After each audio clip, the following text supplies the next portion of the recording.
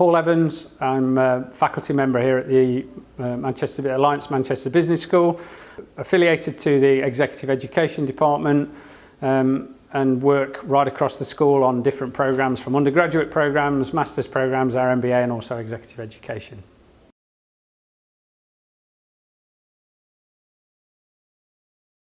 Recently, a modern phenomenon is the growth of the team.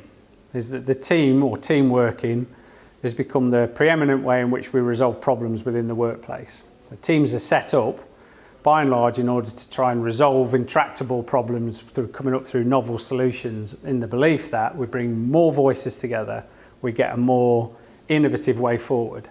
However, most people's experiences of working in teams are that they're not very effective.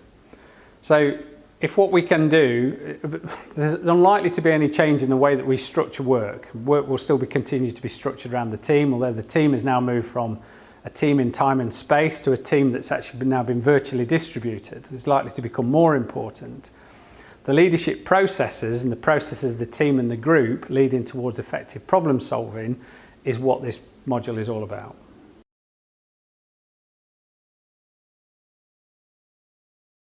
So it's broken down into 4 different sections.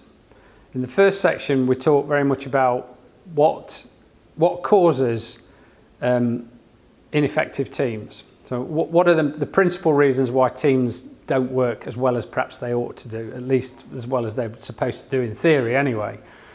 So we cover those, we outline those, and there is a broad connection between those, which is that there is a breakdown between the relationships of people within the team. So taking that as our starting point, we then talk about what can leaders do in reality that makes them effective. And when we codify those, and we end up with a model of team leadership, which is based on observation. In other words, you know it's true because you've seen it.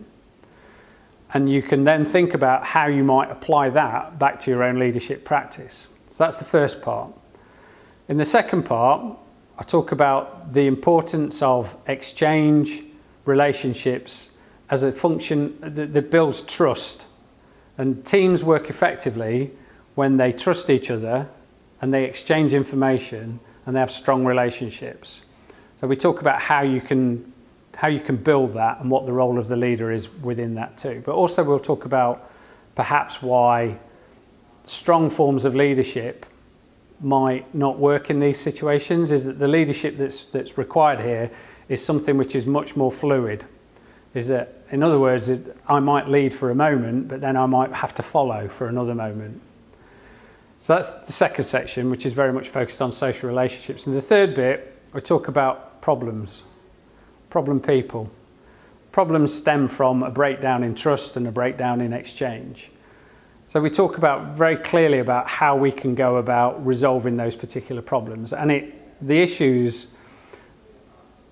in terms of resolving that is very much about our own, the leader's perspective on adopting too defensive a posture, i.e. that there's a requirement to be seen to be right.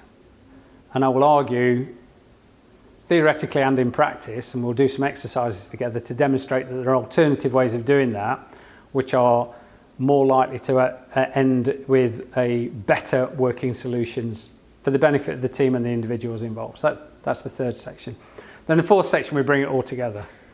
And we refer back to a very old model, but then we bring it up to date. And we end the session with individuals and groups looking at their own leadership practice and deciding what they can do in 4 different situations in order to facilitate more effective team working.